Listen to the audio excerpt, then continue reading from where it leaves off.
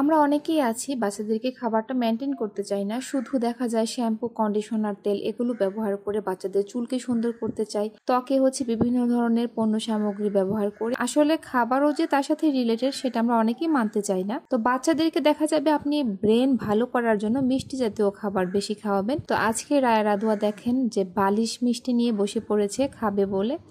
তো এই একটা মিষ্টি প্রায় 1 কেজি ওজনের ছিল।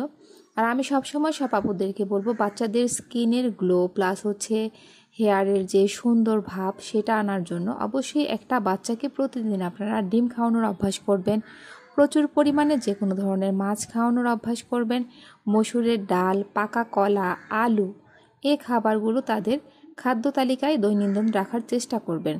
এছাড়া দেখা গিয়েছে বাদাম বেশি খাওয়া যাবে না, এতে করে বাচ্চা একটু মোটা হয়ে যাবে। তো আপনারা চেষ্টা করবেন এই খাবারগুলো মেনটেন করার জন্য, বাচ্চাদেরকে সুন্দর রাখার জন্য, বাচ্চাদের ত্বক এবং চুল সুন্দর করার জন্য। আর সব সময় জেনে রাখবেন আপনার চুল কিন্তু আপনার শরীর থেকেই পুষ্টি গ্রহণ করে। সো আপনি যদি খাওয়া দাওয়াটা মেনটেন না করেন তাহলে দেখা যাবে যে আপনার চুল পড়ার সমস্যা বেড়ে যাবে, চুল হালকা লালচে বিবর্ণ হয়ে যাবে। আর বিবর্ণ থেকেই কিন্তু বাচ্চাদের চুল পড়ার সমস্যা বেড়ে যায়। তো আমরা সবাই এভাবে বাচ্চাদের যত্ন নেওয়ার চেষ্টা করব। আর মিষ্টি জাতীয় খাবার অবশ্যই ওদেরকে খাওয়ানোর অভ্যাস করব, তবে কম পরিমাণে, খুব বেশি যে তা কিন্তু নয়।